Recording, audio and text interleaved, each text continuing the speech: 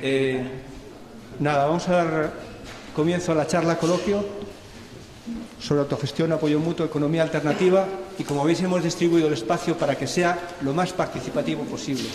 No os cortéis al hablar ni al preguntar. Tenemos aquí a una serie de ponentes que os van a explicar en qué están. Los voy a presentar brevemente. David de Jaén, en representación del Grupo de Consumo Autogestionado. Luego está Tomás, en representación de la Red de Colectivos Autogestionados de Madrid, Jaén, Madrid. Tenemos a Colilla de Valladolid, que nos va a hablar de problemas a la hora de poner en marcha proyectos económicos alternativos, y que pertenece a Bajo el Asfalto está la Huerta. Y también, y me falta Víctor. ¿Dónde está Víctor? De la Cooperativa Integral. Está en el servicio. Vale, pues ahora conoceréis a Víctor. Hay mucha gente que no conozco y voy a hacer unas pequeñas palabras introductorias. Víctor, de la Cooperativa Integral de Asturias. Como todos sabéis, la bandera del CNT es roja y negra. Y es roja y negra en un sentido. Es con una línea diagonal que va del extremo inferior, a ver si izquierdo, al extremo superior derecho. Es en principio roja y acaba siendo negra. ¿Y por qué es así? Porque los anarcosindicalistas pensamos que el sindicalismo es un medio para llegar a la anarquía. Y de ahí que la bandera sea así. Esto, entre otras muchas cosas, significa que dudamos que el capital y el Estado y la política en particular puedan ser una forma de transformación social de ningún tipo. Y por el contrario, pensamos que nosotros estamos capacitados para hacer una verdadera transformación en el ámbito laboral, social y cultural también. En el ámbito laboral lo tenemos difícil porque el capital y el Estado es como un casino y un croupier, ¿no? La banca siempre gana y además el croupier siempre da cartas marcadas. Es imposible ganar al capital y al Estado jugando el juego que ellos nos propongan. Esto se ve ahora en tiempos de crisis porque quienes colaboran con el Estado y el capital y dicen hacerlo para conseguir derechos inalienables para los trabajadores, etcétera, se demuestra que los derechos que consiguen son concesiones gratuitas del capital y no derechos, porque nos los quitan cuando el Estado y el capital quieren. Basta ver lo que hay para confirmar que es así. Culturalmente también lo tenemos difícil porque el capitalismo y el Estado, desde Goebbels, ya se sabe que la sobreestimulación colapsa los sistemas de percepción y llega un momento en que tanta sobreestimulación interrumpe la capacidad de raciocinio, la frialdad para pensar. Y ellos así lo saben de sobra, y de ahí que se limiten a hacer mensajes, a machacar constantemente mensajes muy concretos. Estos mensajes son, por ejemplo, identificar las votaciones con la democracia. Votar es democrático, la democracia es libertad. Este es un bombardeo continuo. Y otro, claro, es, y por eso estamos aquí, consumir más y más y más que para la felicidad. Otra tontería. Pero nos los meten hasta el alma. Y en el ámbito social también lo tenemos difícil, pero ciertamente se abren o intentamos abrir espacios como los que de hecho están abiertos y cuyos representantes están aquí, y pretendemos que esto sea un diálogo coloquio para analizar qué inconvenientes, qué trabas nos pone el Estado y en qué medida se pueden articular salidas que sean y que estén basadas en nuestros principios de autogestión, apoyo mutuo, horizontalidad, etc. Sin más, ya me callo y, por orden aleatorio, por ejemplo, David de Jaén os va a explicar por qué está aquí. Vamos a hacer una pequeña exposición de 15 minutos y lo que se trata es que preguntemos, cuestionemos y nos enteremos de todo lo que sea susceptible que los ponentes nos aclaren. Con placer, pues presento a David. Hola, buenas tardes. Pues vamos a hablar del proyecto que tenemos en Jaén, que hicimos del grupo de consumo autogestionado, que es un proyecto en realidad bastante sencillo de explicar y relativamente sencillo de hacer. Surgió de la idea de que, ya que todos somos consumidores, queramos o no, pues intentar salir lo máximo posible de lo que marca el capital y saltarnos, por ejemplo, intermediarios y comprar directamente a productores para que se beneficien tanto consumidores como productores. Entonces, bueno, surgió del grupo dentro de CNT, aunque después funciona completamente independiente de CNT Jaén. Y bueno, lo primero que hicimos fue establecer los criterios que queríamos. Esto, pues cada grupo debería establecer los suyos. En los nuestros, por ejemplo, llegamos a unos acuerdos en que todos los productos que se consumieran tenían que ser ecológicos de la provincia, aunque después decidimos que también podía ser de provincias limítrofes o incluso de otras provincias si no era posible encontrarlos, que no fueran de origen animal, que fueran todo de temporada y bueno, y nos comprometimos todos a comprar o a adquirir las cestas que elaborara el productor en una cesta cerrada, es decir, que el productor daba salida a los productos que necesitara dar salida para evitar que, como muchas veces pasa a los productores, que se queden con productos excedentes y no puedan venderlos. El precio lo marca el productor, no se negocia y bueno, en principio empezamos siendo unos 15, 20 personas y hemos llegado a alcanzar hasta las 30 cestas de pedidos. Hacemos un pedido cada 2 semanas, dependiendo de la temporada. En verano es cada semana. Y una de las cosas que también acordamos de principio es que el grupo queremos que se fomente este tipo de consumo donde el productor forma parte de hecho el productor o los productores que tenemos o que hay, mejor dicho, los productores forman parte del grupo como uno más y como queremos que crezca el modelo pero no que crezca el grupo en sí, entonces pusimos la limitación de 49 miembros para que en cuanto llegáramos a 50 se dividieran 2 grupos de 25 y sucesivamente, si alguna vez llegamos a eso, pues seguir creciendo como grupos que después, llegado el caso, se establecería una red para estar de acuerdo. Bueno, el funcionamiento, ya que venimos de CNT, el funcionamiento del grupo es completamente asambleario y autogestionario. Vamos a ver, y bueno, el origen del grupo viene por lo que he dicho. Teníamos una serie de dudas como consumidores, principalmente por salir del sistema capitalista, pero también teníamos otra serie de inquietudes, como es qué es lo que estamos comiendo, de dónde proviene, quién se beneficia y el tema medioambiental. Entonces hicimos una serie consideramos que las ventajas del grupo de consumo de alimentos sería, principalmente que es más justo para el consumidor, porque consigue un precio justo para el consumidor, porque está consiguiendo un producto de calidad y bueno, que también beneficia a su salud y es beneficioso para el medio ambiente y la biodiversidad. Dentro del grupo de consumo aparte tenemos una de las tareas que hacemos o que tenemos asignadas es darle difusión a través de tenemos acordado cada mes hacer una charla o taller y aparte también una proyección. Todo esto va destinado a dar difusión a cómo funciona el grupo o otras formas de hacer consumo. Por ejemplo, hemos hecho charlas sobre crear pasta de dientes o jabones caseros.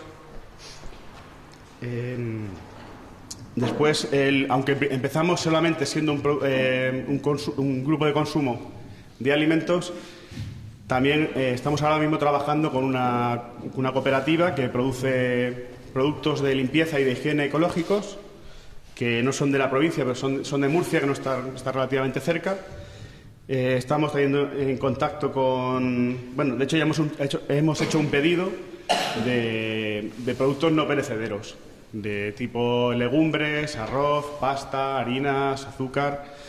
Con esto pretendemos, pues, prácticamente cubrir las necesidades que tenemos de alimentación y de consumo diario, de limpieza, higiene y tal. Bueno, para no ocupar más tiempo, el objetivo final de este grupo, aparte de seguir funcionando así, es llegar a un momento en el que cubramos todas las necesidades o lo máximo posible. También estamos intentando fomentar el autoconsumo mediante se está creando también una huerta y aparte muchos miembros tienen un pequeño terreno que pueden ir cultivando, o otras personas, como por ejemplo yo tengo la terraza en el piso. Intentamos poco a poco ir fomentando el autoconsumo y evitar, bueno, evitar la dependencia que hay del consumismo.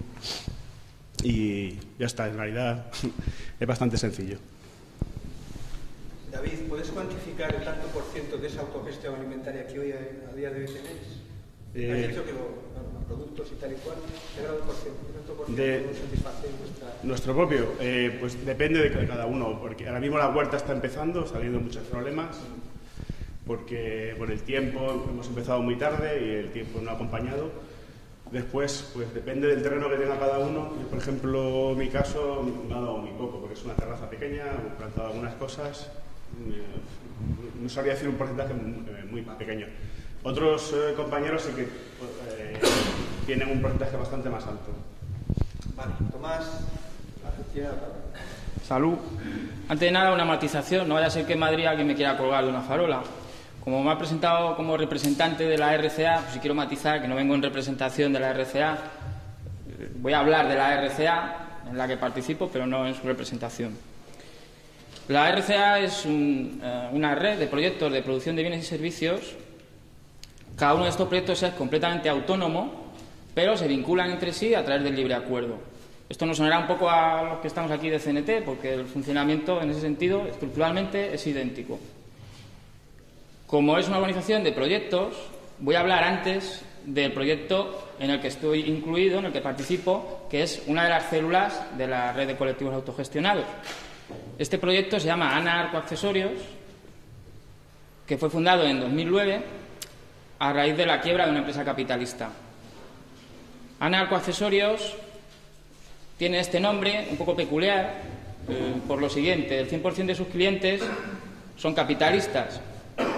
Entonces, pues se nos ocurrió la gracia de usar el nombre Ana, el apellido Arco, que dicho seguido suena a narcoaccesorios, y a veces es divertido, ¿no? Cuando te llaman por teléfono y algún cliente con prisa te dice narcoaccesorios, bueno, pues nos hace gracia oírselo a algunos de ellos, ¿no? En fin, voy a explicar en qué consiste esto de ANA Arcoaccesorios, cómo se fundó. Nosotros empezamos, como están empezando ahora muchos proyectos, ahora que ya sabéis que hay una efervescencia de proyectos de autoempleo. Nosotros en Madrid ahora empezamos a llamarlo autoocupación. Y el proceso es el siguiente: te quedas en paro, solicitas la prestación se acaba, solicitas el subsidio se acaba y estás en un callejón sin salida, ¿no? Necesitas una fuente de ingresos y la solución más a mano es el autoempleo, ¿no? Bueno, hay otras más a mano, pero haga cada uno con lo que quiera hacer sobre ese tema expropiatorio, ¿no? En fin, nosotros empezamos a trabajar primero con una finalidad que era material, era la satisfacción de nuestras necesidades, ¿no? El sustento. Pero como somos anarquistas no lo podemos evitar, queremos que todo aquello en lo que participamos tenga una finalidad revolucionaria, ¿no?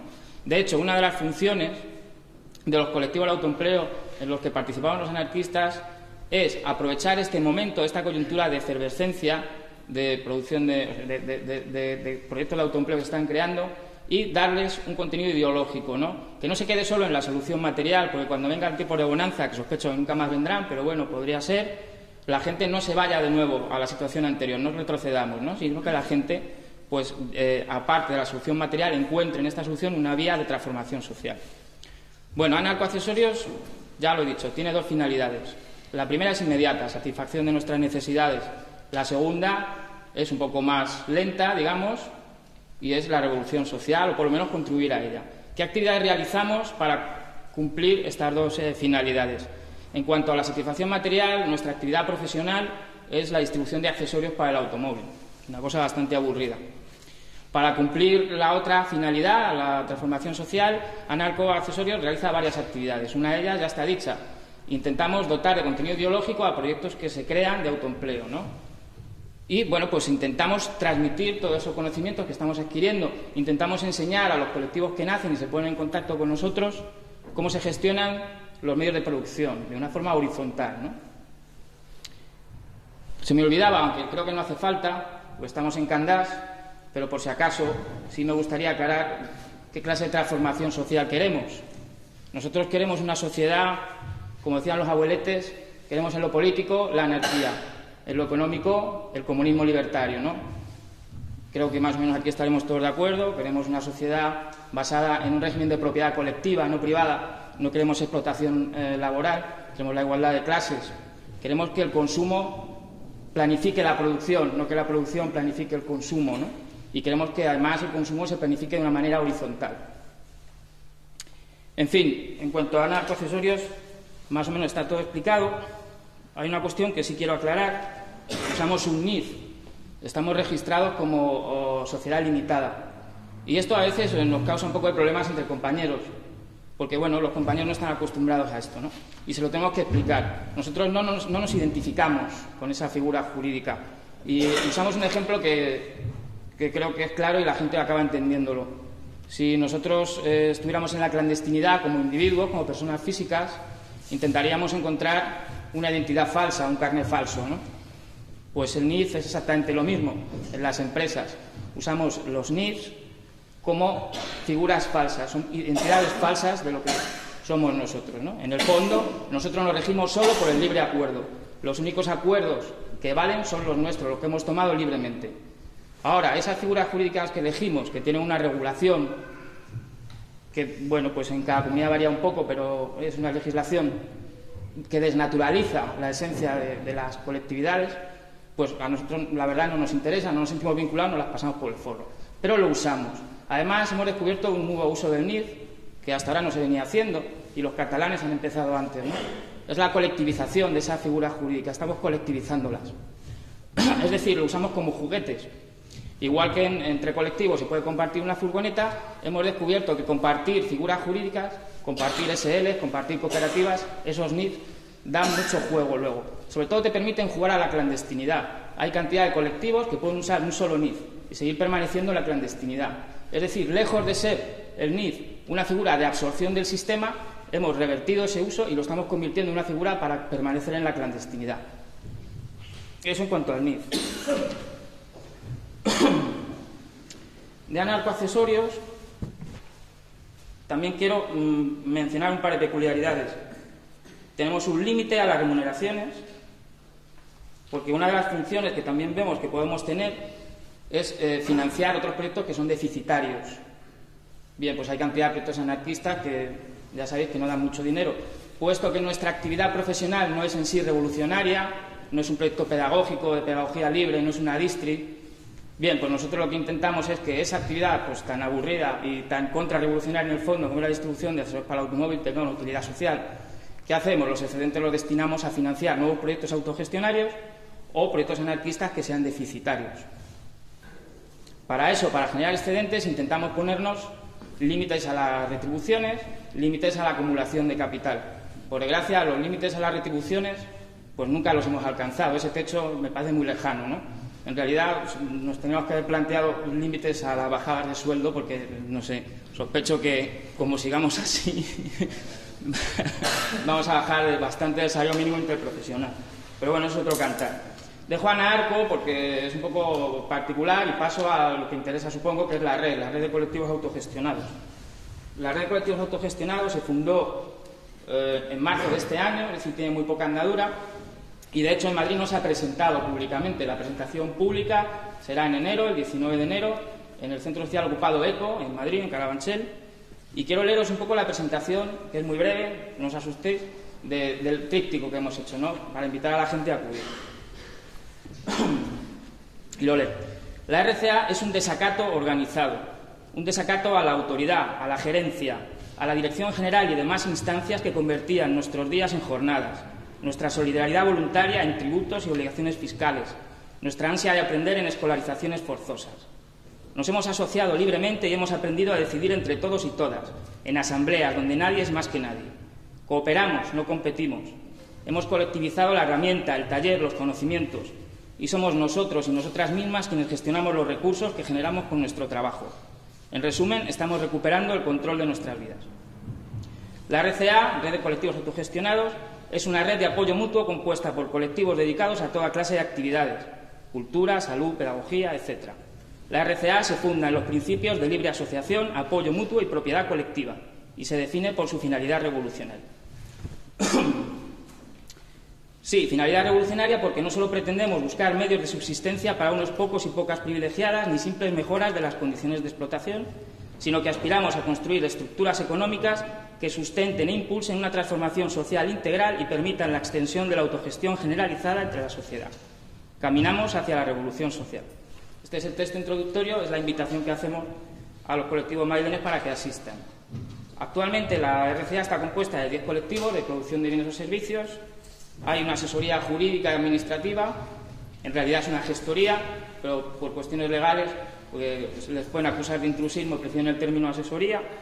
Estamos nosotros, los que distribuimos accesorios, está una distribuidora de bebidas para hostelería, una organización de compras colectivas, está otra red que se llama Red Horizontal de Arganzuela, que tiene una red de electricistas y fontaneros, un mesón, una red de crianza compartida, hay un espacio autogestionado de difusión cultural y artística, una pequeña fábrica de cerveza artesanal, una cooperativa audiovisual y un colectivo de música electrónica experimental. De momento somos pocos, pero nos vamos apañando. ¿Cómo funcionamos? Pues como siempre, en asambleas. Como hacemos en la CNT, ya que somos colectivos, van delegados, no hablan a título personal o particular, tienen que llevar un mandato previo de sus asambleas. Los órdenes del día se hacen a través de una lista interna de correos y cada colectivo se rota en la organización de cada asamblea. Hay 5 requisitos para entrar en la RCA, creo que no son muy exigentes. Uno de ellos era, claro, realizar una actividad económica de producción de servicios. ¿Por qué? Porque, bueno, veníamos algunos de nosotros de organizaciones integrales y entendíamos que ese proceso de constitución de organizaciones integrales era demasiado lento y que teníamos intereses comunes que necesitamos desarrollar ya los productores, ¿no? Otro es, claro, la aspiración a la transformación social. Otra es tener un único órgano de decisión, la asamblea. Otra, no explotar a trabajadores y trabajadoras. Y, por último, no depender de subvenciones privadas o estatales. Esto tiene miga y luego el amigo Colilla y yo debatiremos sobre el asunto porque, claro, la frase es ambigua. No depender de subvenciones no restringe la petición. Pero, bueno, esto durante el debate veremos qué sacamos de ello, ¿no? En principio no voy a explicar mucho más allá de que la fuente de financiación son contribuciones voluntarias de cada colectivo, no son forzosas, cada colectivo aporta lo que puede y otra peculiaridad de la red es que el fondo, la tesorería, está descentralizada. Cada colectivo va guardando un poco lo que va generando y pone a disposición o libera los fondos cuando hay necesidad, ¿no? Como es una red de apoyo mutuo, pues aunque tenemos poco, porque tenemos poco recorrido, pues ya hemos hecho aportaciones, por ejemplo, a un documental sobre autogestión que se está haciendo ahora en Barcelona. Hemos hecho aportaciones a Rise Up, que sabéis que es este colectivo, yo que soy tecnológicamente analfabeto, pero bueno, creo que las transmisiones por internet son más seguras, son compañeros de en fin, esto alguien que sepa que lo explique luego, ¿no? Y en principio nada más, a lo largo del debate supongo que habrá ocasión de hablar más de la RCA. Perfecto, gracias Tomás. Colilla de Valladolid. Voy a hablar acerca de los problemas que surgen cuando empiezas proyectos de carácter económico. Existen muchos libros de autogestión, existen muchos libros sobre colectividades, pero normalmente esos libros te dicen el qué, pero no te dicen el cómo, y es en el cómo donde aparecen las dificultades. Muchas veces vamos a charlas de proyectos y normalmente en una charla pues el ponente lo que hace muchas veces es de alguna manera transmitir su idea acerca de un proyecto, ¿no? Entonces encontramos también hay cierto grado como de propagandismo, ¿no? Entonces encontramos que en la mayoría de charlas pues, se viene a decir, por así decirlo, casi siempre lo bueno del proyecto, ¿no? Esto hace que luego, cuando nosotros empezamos proyectos, pues nos desanime, ¿no? Pues nos encontramos un montón de dificultades y pensamos que a los demás pues no les han pasado, cuando lo que viene sucediendo es que en casi todos los proyectos aparecen los mismos problemas, ¿no? Yo voy a señalar algunos problemas que suelen suceder y también voy a tratar de ofrecer determinadas herramientas y determinados consejos a la hora de empezar un proyecto, ¿no? Una cosa que es fundamental a la hora de empezar un proyecto es que los objetivos estén claros. Puede haber muchos objetivos distintos, no es lo mismo una colectividad que un proyecto de autoempleo con un par de amigos para hacer una cooperativa porque no me queda otra, no es lo mismo que simplemente un proyecto de autogestión o sea, dependiendo del tipo de proyecto hay unos objetivos, pero esos objetivos tienen que estar claros. Pues normalmente cuando hablamos, en un primer momento parece que todos decimos lo mismo, incluso no viene mal decir que entendemos cada uno por determinada palabra, que entendemos por autogestión, que entendemos por economía, que entendemos por un montón de cosas, ¿no? Porque luego cuando pasamos de lo genérico, incluso de lo abstracto a lo concreto, es cuando vienen los problemas, ¿no? Entonces, antes de empezar un proyecto, lo suyo es debatir sobre, por lo menos, los temas o los pilares fundamentales del proyecto. Y sin miedo a hablar de aquellas cosas que producen discrepancias, porque es mejor que las discrepancias se produzcan en el momento inicial y llegar a unos consensos y ver si merece la pena tirar para adelante o no, que suceda cuando llevas ya medio año de proyecto, ¿no? Y alguien se tenga que ir o lo que sea. Entonces, es recomendable que cuando empieza un proyecto esté claro por escrito unos principios básicos y una forma de funcionamiento del proyecto. No hace falta que sea muy extenso y no hace falta que sea lo más justo del mundo ni lo más perfecto del mundo, pero sí algo que esté más o menos claro y redactado de forma clara que no dé lugar a mis interpretaciones, ¿no? Yo aconsejo también que cuando haces un proyecto económico te juegas mucho, porque te estás jugando pues muchas cosas, ¿no? Entonces necesitas un conocimiento previo con los que lo estás haciendo. No hace falta haber ido al colegio con él de pequeño o desayunar juntos, pero sí que tener unos mínimos referentes de las personas, ¿no?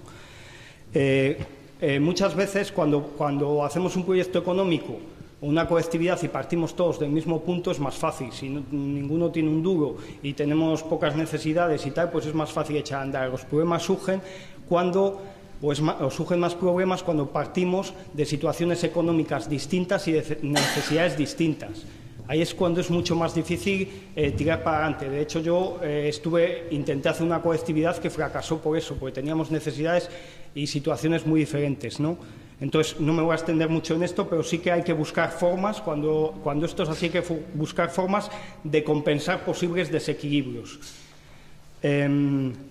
Hace falta, cuando empiezas un proyecto, pues tener unos conocimientos mínimos de cada una de las facetas, no solo productivas del proyecto, sino de la distribución, de las necesidades, de tal, abarcar toda la serie de conocimientos que hacen falta.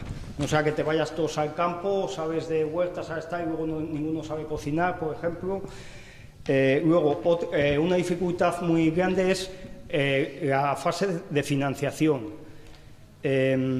La fase de financiación muchas veces condiciona luego cómo es el proyecto, o sea, cómo empiezas a montar condicionará luego la evolución del proyecto.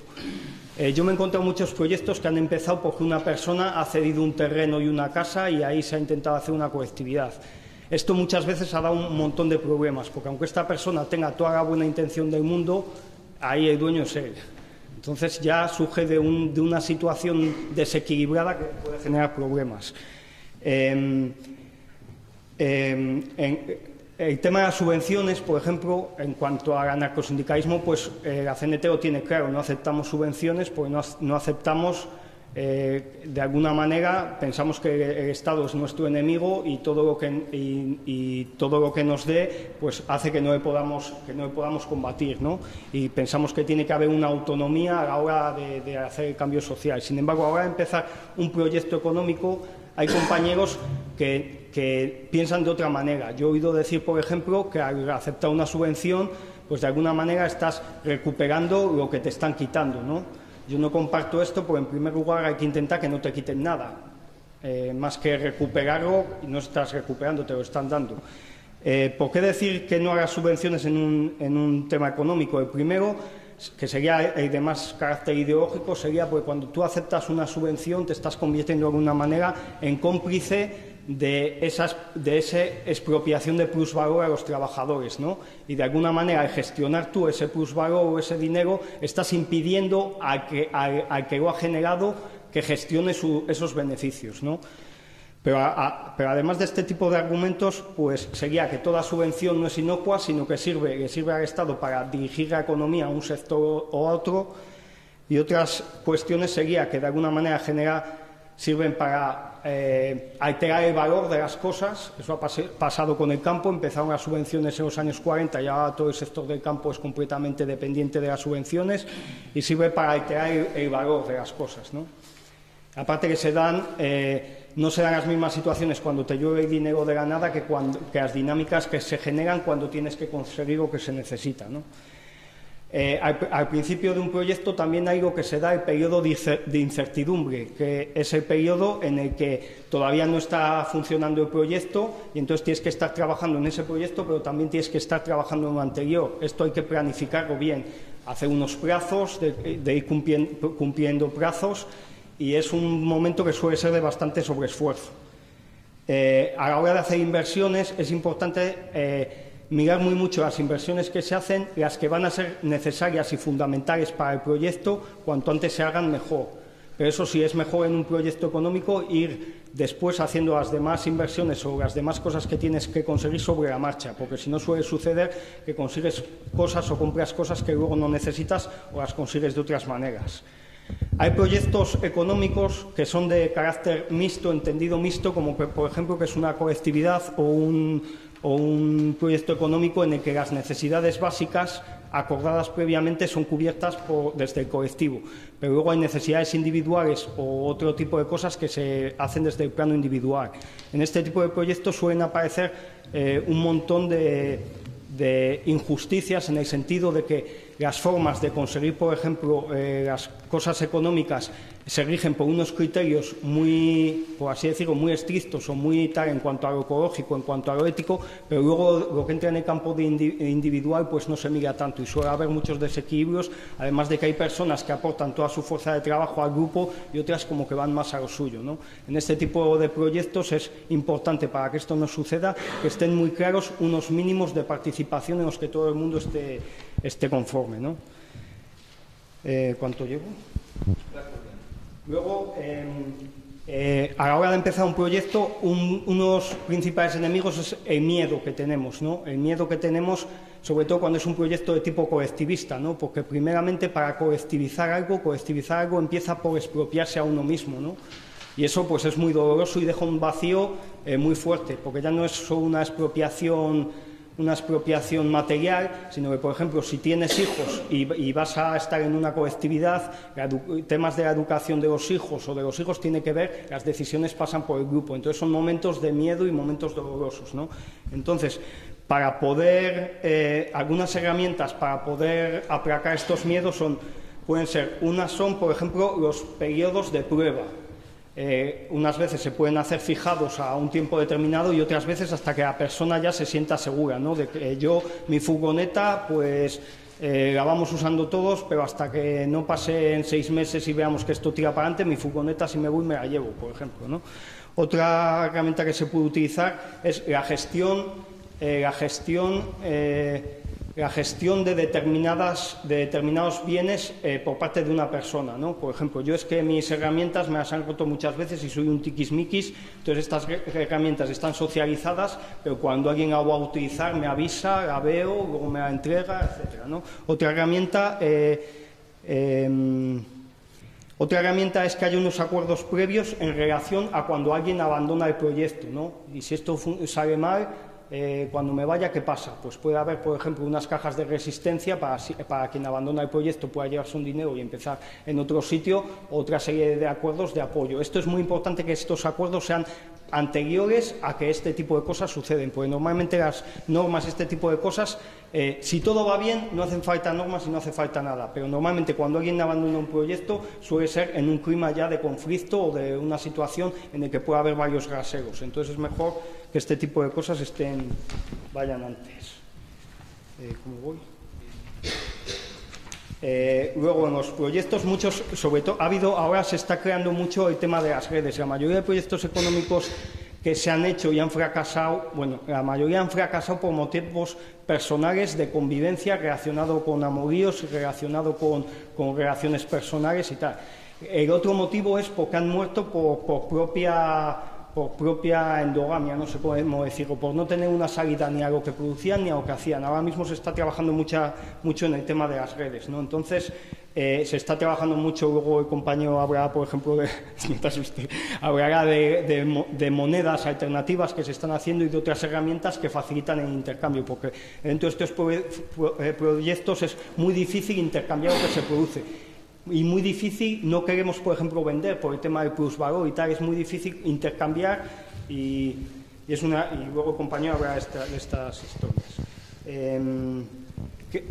A veces sucede que se producen dependencias de cuando una persona, las demás personas se hacen dependientes de una o aparecen cosas parecidas a lo que puede ser un líder o una persona que tal. Muchas de las veces se produce ya no por afán de liderazgo de las personas, sino porque a veces el grupo va delegando cada vez más cosas en una persona, ¿no? También hay que evitar, por ejemplo, en aras de la horizontalidad, evitar la sobreespecialización, ¿no? Está bien a lo mejor que uno se especialice en algo, pero tiene que poder abarcar las cosas fundamentales. Es necesario hablar sobre la tecnología productiva que empleemos o de distribución, porque eso puede crear especializaciones. Y también, bueno, es que creo que me estoy enrollando mucho y me quedan muchos puntos. Voy a hablar un poco de los procesos de toma de decisiones, ¿no? No es horizontal cuando todos decidimos por igual, pero la responsabilidad no se asume por igual, ¿no? Hay una cosa que se llama Pareton, que es unas teorías económicas que han hecho dos tipos en Estados Unidos, que aportan cosas muy interesantes a este tipo de proyectos. Una es que el poder de decisión tiene que ser proporcional a cómo te afecta esa decisión. Entonces, en base a este criterio básico, pues establecen diferentes mecanismos de tomar decisiones según el carácter de la decisión. Si es una decisión que afectará a los pilares básicos del proyecto, pues evidentemente intentaremos que esa decisión sea por consenso. Si es una decisión de carácter menor, pasajera y tal, pues no hay que tirarse ni mucho tiempo discutiendo ese tema y a lo mejor puede ser por mayoría simple, o incluso si es una decisión que solo me afecta a mí, pues que lo decida yo, ¿no? A la hora de tomar decisiones, yo recomiendo no forzar acuerdos, no intentar nunca forzar acuerdos, porque los acuerdos que se fuerzan luego no salen bien.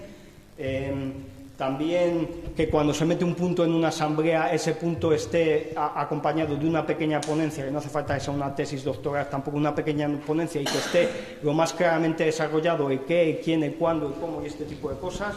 No introducir en las asambleas lo que algunos llaman bombas de tiempo, que es cuando estás en una asamblea y se te ilumina la bombilla y lo cascas allí de repente y entonces todo el mundo se empieza a volver loco y empieza a pasar el tiempo y al final no llegas a nada, sino que llevarlo ya digerido. No limitar los procesos de comunicación e información a las asambleas, sino intentar que haya otros mecanismos. El periodo de intentar convencer al otro tiene que ser mínimo, no se trata de convencer y que el otro copierda, sino de buscar consensos y formas en las que todo el mundo se sienta a gusto y que las mayorías no aplasten a las minorías. Es muy importante el tema de las actas no tienen que reflejar solo acuerdos, sino que tienen que reflejar los procesos que se han dado y las ideas rechazadas y el porqué. Y luego existen herramientas que están desarrollando en base a las asambleas, como puede ser la figura del facilitador, que es una persona en la asamblea que anda pendiente de cosas que tienen que ver con si alguien parece que se ha quedado sin decir algo, cosas de ese tipo. Y bueno, voy a hablar ya por acabar de lo más problemático en los proyectos, que son las relaciones de convivencia. Las relaciones de convivencia, que es como lo que suele echar por tierra los proyectos, ¿no? Hoy en día están apareciendo, en base a esto, mogollón de herramientas tanto para aprender a comunicar como para aprender a visualizar los conflictos antes de que existan, ¿no? Tengo aquí un pequeño trabajo que ha hecho Sumendi, que se dedica a la autogestión de la salud, que es bastante interesante, que trata sobre relaciones cooperativas, que luego, luego después del tiempo, y un cachitín pequeño. Y voy a hablar de unas cosas que son bastante importantes. Una sería ser capaces de identificar nuestras necesidades reales, propias y colectivas. Esto parece una tontería, pero es muy importante porque muchas veces no detectamos cuál es la necesidad real y tapamos eso con otra serie de cosas que acabamos a la larga convirtiendo en necesidades, ¿no? Otra sería no asumir las responsabilidades ajenas gratuitamente, lo que en este tipo de cosas se llama no rescatar, luego veo un cachitín. Y otra, convertir el respeto en un pilar básico de las relaciones, empezando por el respeto por una misma, ¿no? Entendiendo el respeto como aceptación y comprensión de los límites de cada persona, ya sean esenciales de la propia persona, ya sean circunstanciales o ya sean decididos por la persona. O sea, el saber respetar los límites de la persona. Voy a leer un cachillo sobre este tipo de dinámicas que se están dando para solucionar conflictos, para que más o menos os hagáis una idea, ¿no? Hay un punto que dice aquí, por ejemplo, que no hay que rescatar a nadie, ¿no? Dice, es muy importante diferenciar la ayuda del rescate. Hay dos formas de rescate. Cuando hacemos algo por alguien y no nos apetece hacerlo, la complacemos sacrificándonos por ella. Cuando le hacemos su trabajo, o cuando alguien nos pide ayuda y lo hacemos todo, con lo cual le consideramos inferior, inútil o incapaz. A los seres humanos nos gusta ayudar, disfrutamos haciéndolo. Cuando ayudamos nos sentimos bien, cuando rescatamos nos sentimos mal, sentimos rabia. O bien es la persona rescatada la que se siente mal. Son formas de comunicar, pues para no tener...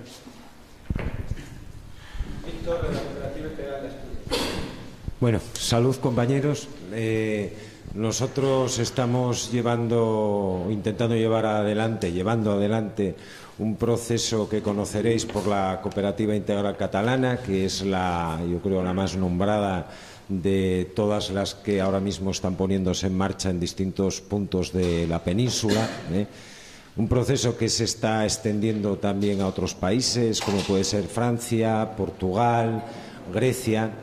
Y voy a hablaros, pues no de todo lo que es la cooperativa integral, porque es un proceso complejo y además el resto de compañeros se ha referido a lo que podríamos considerar partes de ese mismo proceso. Y deciros que más allá de ser una cooperativa como forma legal, que lo es, busca ser un espacio donde establecer nuevos tipos de relaciones entre las personas, busca que todos podamos conocernos, comunicar nuestras capacidades, nuestros deseos a la asamblea y que allí nazcan pues esos nexos de unión entre los seres humanos que den lugar a multitud de cosas, ¿no? Puedan dar lugar a proyectos productivos, pueden dar lugar a la vivienda colectivizada, pueden dar lugar a espacios de protección de la salud fuera de lo que es la salud que todos conocemos manejada por la farmaindustria. También que den lugar a espacios de educación que no tenga que ver con esto que en realidad se llama adoctrinamiento, por más que nos quieran hacer ver que esto que estamos recibiendo es educación. Y busca un poco el cubrir las necesidades básicas del individuo de una manera, voy a usar un término que está muy de moda ahora, de una manera holística, ¿no?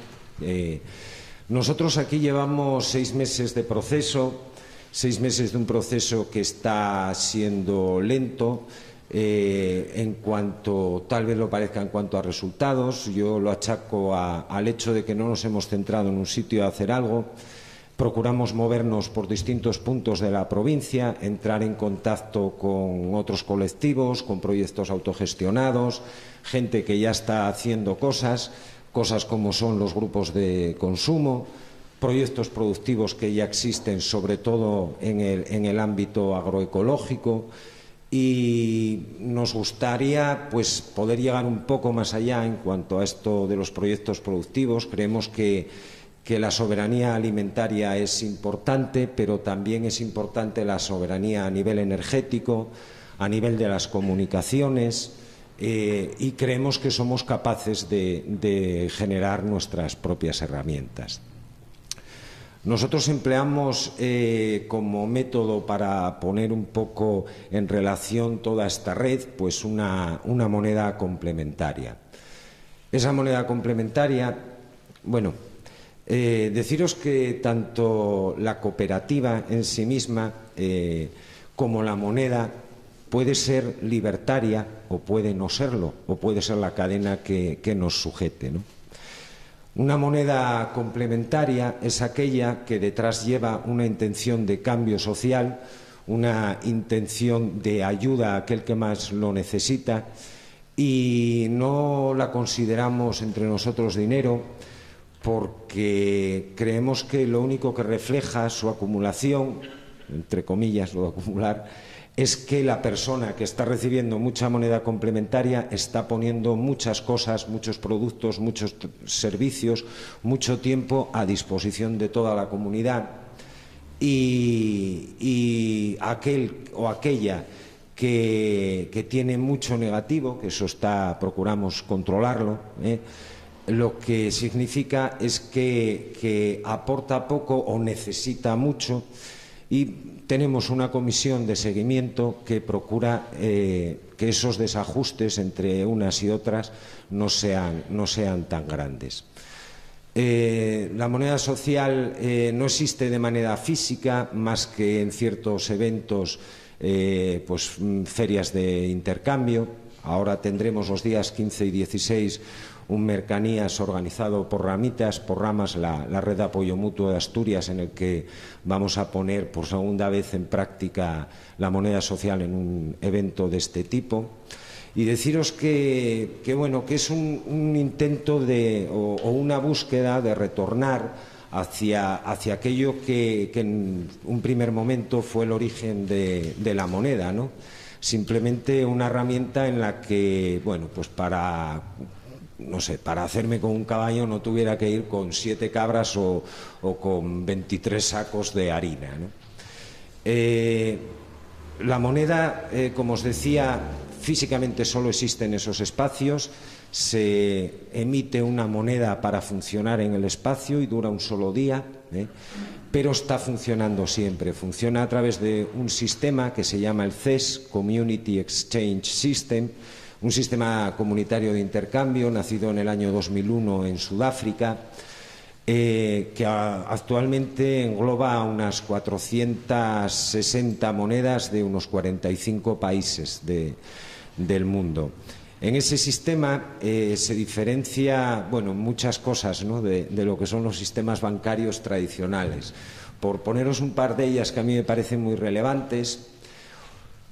Una es que el dinero no hay nadie que lo cree, el dinero se produce, lo creamos nosotras cuando intercambiamos un bien o un servicio.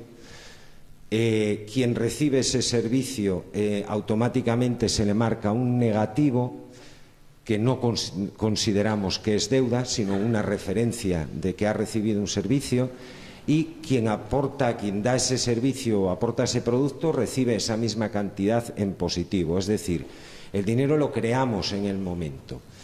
Eso hace que nos empoderemos de algo tan importante que son las cadenas que actualmente nos atan, esa cadena que no somos capaces de ver, pero que seguro que todas las que estamos aquí somos conscientes de que existe y que estamos atadas por ella. Otra cosa que es, en mi opinión, relevante de esto es que en las cuentas del CES tú en tu banco puedes ver cómo tienes, cuántas perras hay o cuánto tal. En el CES todas y todos podemos ver cuánto positivo o cuánto negativo tiene cada uno, y también ver cuántas transacciones se han realizado y con quién. Para proteger, lógicamente, la intimidad de las personas, lo que no puedes ver es qué es lo que ha comprado, adquirido, o aquello que ha vendido o servido, ¿no? Y otra cosa que es relevante respecto a este tema de la moneda y un poco respecto a la filosofía de la cooperativa integral en general es que no existe el concepto del interés. Cualquier préstamo que se haga dentro de la cooperativa está totalmente libre de ningún tipo de plusvalía por el mero hecho de que una persona en un determinado momento disponía de la cantidad y había otra que la necesitaba, ¿no? Deciros que es un proyecto, como veréis, anticapitalista, un proyecto que busca sustraer euros, quitar mercado al sistema. Creemos que entre nosotras, que somos todas consumidoras y somos todas también productoras en mayor o menor medida, creemos que somos capaces de hacerlo. De hecho, ahí afuera ya lo estamos haciendo. Lo que pasa es que nos hacen ver que son los consejos de administración o que son eso que llaman jefes los que lo producen, pero somos nosotras quienes lo producimos.